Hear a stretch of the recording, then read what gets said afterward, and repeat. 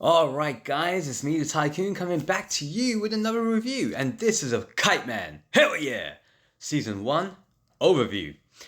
I think I'm going through a bit of a DC fix at the moment, and it's all HBO Max's fault. I'm enjoying reviewing the Watchmen universe. I've just done episode 1 of The Penguin, also on HBO Max or Sky Atlantic in the UK, and now Kite Man.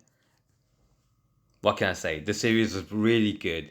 Kite Man was one of the standout characters in the Harley Quinn animated series, and it's the same writers and it's followed on. It's had an all-star voice cast, including Keith David as the voice of Darkseid, Lance Reddick.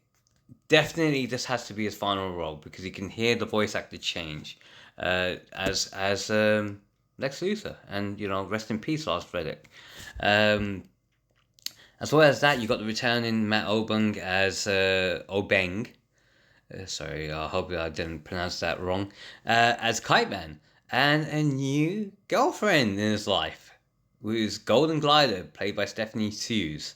Hughes, HSU. I don't know how to pronounce that. I have to look that one up. So please forgive me if I mispronounce that.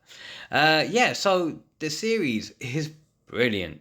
New characters being introduced. Old characters like Harley Quinn and Poison Ivy making an appearance in the first episode.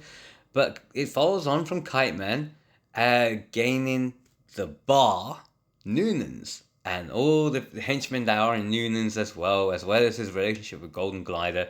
It's a really magical relationship. And along the season, the series is episodic, but revolving a one overreaching story arc about the anti-life equation being put into a briefcase and stored in the freezer, the chest freezer, where they keep chips or fries and chicken nuggets in Noonan's.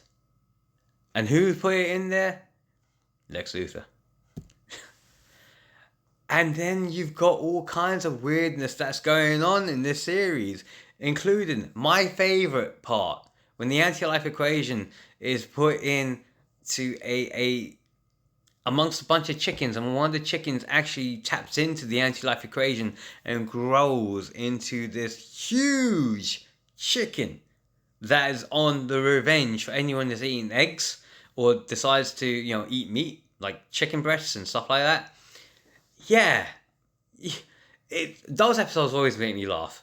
So yeah, it is really good fun. The humor is there. Lance Reddick as Lex Luthor was brilliant. Very sinister, but also very fun. Bane returns, and they have a time-traveling toilet. Jonathan Banks as Noonan is always, when he does his gruffness, yeah, you enjoy that. And Michael Imperio from The Sopranos, he's a two-headed gangster, except in the first episode, one of his heads gets shot and killed. And so he's carrying around a head right throughout. It reminds me of the movie Action Mutante. It's a off kilter, out of the world kind of show. But you also see Six Pack from Section 6. If you don't know who these guys are from Section 6 in DC, no, Six Pack. Was it Section 6? I can't remember the name now. Madcap, absolutely madcap, and they bring him to life and they do it justice. They do all these characters justice in their own bizarre way. Cinderella's a lot of fun as well, and along the way you also have that storyline of unresolved parental trauma. Now, Golden Glider is actually the sister of Captain Freeze, and Captain Freeze is made out to be a freeloader until Kite Man kicks him out. And it's just a lot of fun. The series is what it is supposed to be. Funny. With a little bit of humor that would be... how can I put this? I don't know what the best way of putting it would be, but maybe a little bit on the queer side would be the right way of putting it. You can just see that they're going down that road.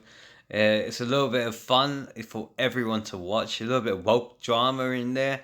That's done in the right way. So yeah, you're just laughing your head off. And Darkseid, you can't ignore Keith David as Darkseid. Amazing as Spawn, reprising that sort of level, but he's now got more humour to him, as well as his own theme song, which is following him around everywhere. By theme song, I mean a choir. They're singing everything that he does.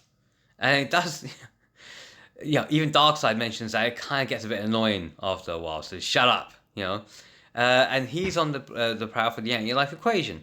Again, this is all just insane. Absolutely insane.